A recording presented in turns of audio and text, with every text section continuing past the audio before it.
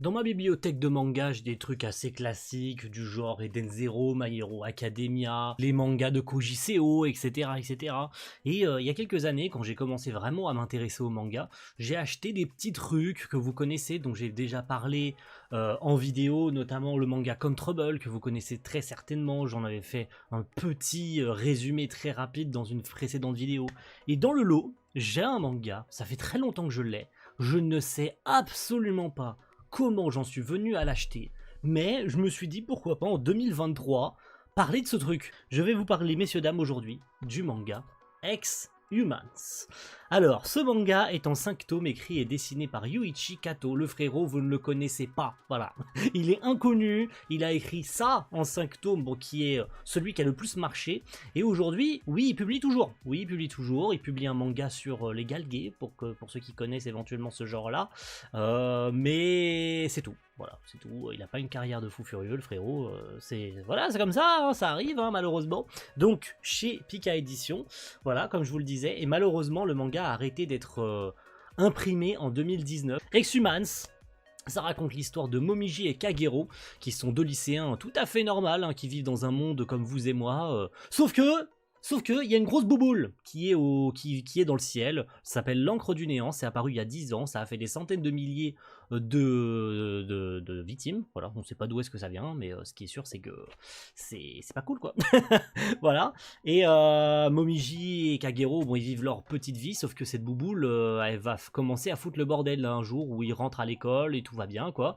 Et Momiji va se retrouver transformé en Dross. Un Dross, c'est les monstres qui viennent de la bouboule noire, hein. Voilà, on peut pas faire plus simple. Momiji va se faire manger, beaucoup des amis de Kagero vont se faire manger, l'école va se faire détruire, et le monde tel qu'on connaît, le Japon, le monde entier va se retrouver du coup envahi de Dross, qui sont des monstres venant d'une autre dimension. On n'en saura pas plus, je ne vais évidemment pas vous spoiler l'intégralité de l'intrigue, je vais essayer d'être le plus simple possible, mais Kagero, lui, bah il va essayer de sauver Momiji, évidemment, ça semble plutôt logique, et il va se faire manger le bras droite. Mais qu'est-ce qui va se passer après ça? Kagero va obtenir des pouvoirs.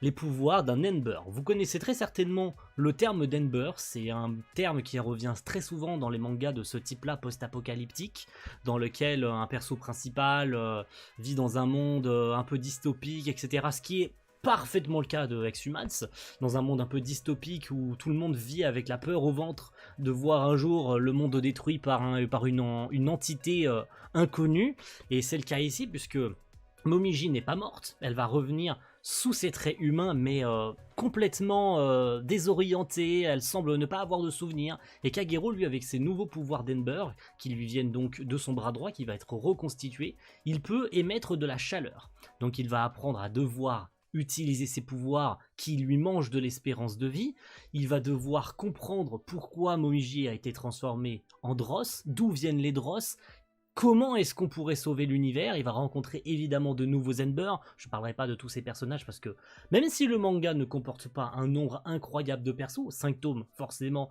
il n'y a pas 50 milliards de méchants, il n'y a pas 50 milliards de personnages, et c'est très bien comme ça. Quel est le boss final du manga? Il suffit de voir ça. Voilà. Oui, le méchant final du manga, c'est une loli. Voilà. Mais cette loli, messieurs, dames, c'est un personnage incroyablement bien écrit. Et là, on va pouvoir passer au gros point fort du manga. Et bah, c'est que ça fait 5 tomes. Ouais. C'est un point fort du manga. Pourquoi? Parce que dans ce genre de manga post-apocalyptique, les auteurs, ils aiment bien traîner un petit peu en longueur sur l'écriture des personnages, principalement sur leurs personnages principaux, en l'occurrence là, avec Kagero qui cherche désespérément à faire retrouver à Momiji sa forme humaine. Il va évidemment découvrir que Momiji, elle n'est pas devenue une Dross pour rien, parce que normalement, quand un humain est mangé par la bouboule, bah, il est mort, hein, il est tué, il est découpé en deux. Oui, parce que c'est sanglant, il y a des morts, il y a du sang, il y a des boyaux, il y a tout. Vous aurez l'intégralité en 4K, les gars, vous en avez pour votre argent en achetant ce truc. Mais bah évidemment, Momiji, elle, c'est un cas particulier.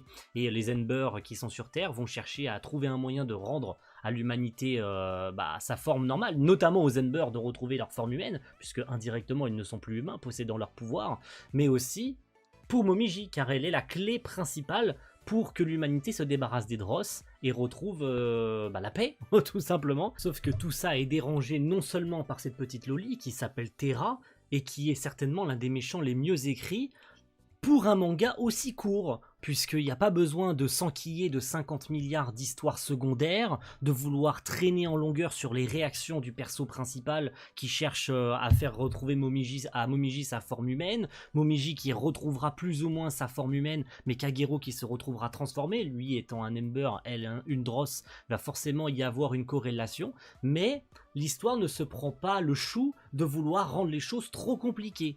Il y a 5 tomes, il faut aller vite, il faut faire ça bien, et le manga le fait très bien, et principalement sur les 2 derniers volumes, parce que nos héros vont se retrouver confrontés à l'humanité entière, car les Dross, ils vont détruire quasiment 50-70%, pour ne pas dire 90% de l'humanité, sauf que Momiji et Kagero, eux, vont se retrouver contre toute l'humanité. Donc là, les réactions des persos principaux vont être très importantes, leurs décisions vont être très importantes, et principalement la décision de Kagero.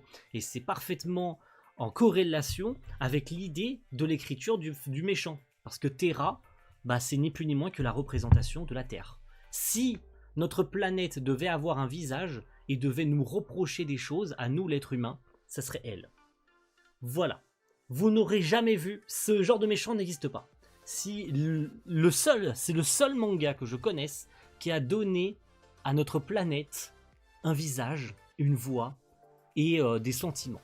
Et ça, s'il y a bien un seul point fort que je donnerais à Ex-Humans, c'est bien ça. C'est bien elle. Elle n'a pas l'intention de pardonner à l'espèce humaine. Non, elle n'a pas l'intention de pardonner à qui que ce soit ce qu'ils ont fait subir, non seulement l'apparition des Dross, mais aussi parce que les humains, ils détruisent la planète. Donc, on n'a pas très envie de voir une Loli qui apparaît de nulle part détruire l'humanité. Non. Et ça, c'est bien ce qui rend Ex-Humans particulièrement intéressant. Et ça, franchement, c'est bien le point fort pour acheter ce manga.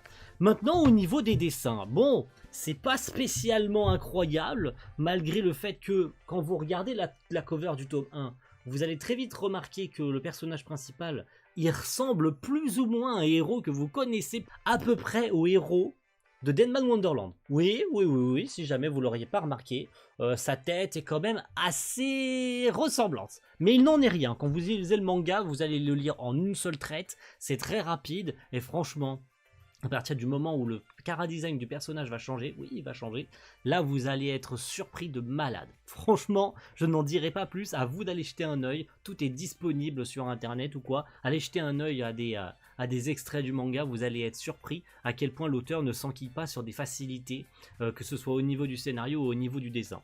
C'est bien surprenant, c'est bien l'une des premières œuvres, et je pense comprendre pourquoi j'ai acheté ce truc, c'est bien l'un des seuls mangas les plus courts que j'ai lus, qui me surprend autant. Et ça, c'est une très grande qualité. Et c'est dommage que Kato ait pas une meilleure carrière, tout simplement une meilleure carrière, même s'il n'est pas le meilleur au niveau du dessin. Je trouve qu'au niveau de l'histoire, ça se termine par quelque chose d'assez dystopique, mais quelque chose de logique, de totalement logique. La fin est complètement voulue comme ça par l'auteur, et on ne peut pas dire c'est une mauvaise fin. C'est la fin la plus parfaite, une fin certes cliché, une fin prévisible, mais une fin qui est absolument bien amenée pour un manga si court. Si ça avait été un autre auteur qui avait écrit Ex-Humans, il aurait probablement fait 20 tomes.